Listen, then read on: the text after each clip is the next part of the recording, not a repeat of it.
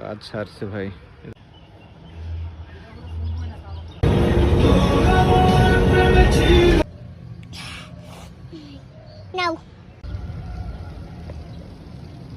জাহাজ restaurant, royal পার্কের royal গাড়ি, মাউন্ট এভারেস্ট, কিন্তু চিড়িয়াখানাও রয়েছে। পরে আপনারা দেখবেন হচ্ছে এখানে একটা চাইল্ড জোন আছে, তো আমরা ঢুকে দেখি যে চাইল্ড জোনে কি কি রেখেছে ওরা। মুভিং হেলিকপ্টার, এই যে জাম্পিং হাউস, পাশাপাশি বেশ কিছু রাইড বাচ্চাদের জন্য এরা রেখেছে। তো চলুন, এখনো কিছুই হয়নি, মানে ভিতরে অনেক কিছু আছে দেখার। চেষ্টা করবো ছোট ছোটভাবে আপনাদের সব কিছুই দেখানোর জন্য, তো সঙ্গে থাকুন। একটু দূর হেঁটে গেলে বাম দিকে আপনারা দেখবেন হচ্ছে এখানকার যে সবচেয়ে বড় আকর্ষণ ওয়াটার পার্ক। আপনারা যারা ওয়াটার পার্কে আসবেন, এই যে দেখুন ওয়াটার পার্কের আউটলুক, জুম করে দেখাই। এই যে বেশ কিছু রাইড এখানে আছে। আপনারা যারা আসবেন এখানে অবশ্যই এই বোট রাইড একটা দিবেন। আপনারা যারা আসবেন এখানে একটু সময় নিয়ে আসবেন, কারণ ঘোরার প্রচুর জায়গা, মানে শেষ করা সম্ভব না। আমি প্রায় 1 ঘন্টা ধরে ঘুরছি, তো ঘুরে যাচ্ছে।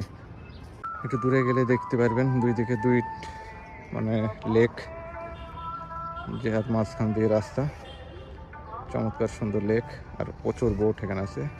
এখানে একটা জাহাজও আছে ওইদিকে।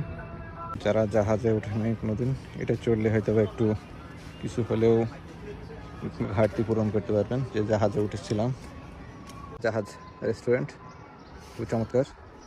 আর এখানে এসে একটা টাইটানিক পোস্টের ছবি তুলতে পারবেন। ওকে, এই জায়গাটা, আর নিচে আপনার সুন্দর চমৎকার একটা লেক। এই যে এখানে গ্রাম বাংলার মানুষ কীভাবে জীবনযাপন করে সেটা তুলে ধরা হয়েছে। এই যে এখানে কিভাবে আদিম মানুষরা জীবনযাপন করতো সেটা তুলে ধরা হয়েছে।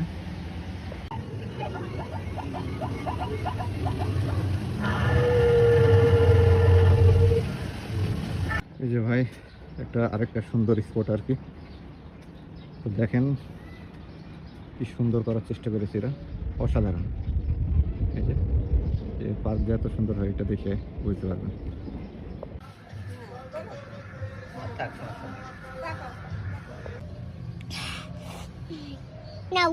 কাজ ছাড়ছে ভাই রে ভাই। এই যে ফ্রন্ট লুকটাই যদি এরকম হয় তাহলে ভিতরে কি অবস্থা হবে তাহলে বুঝতে পারছেন।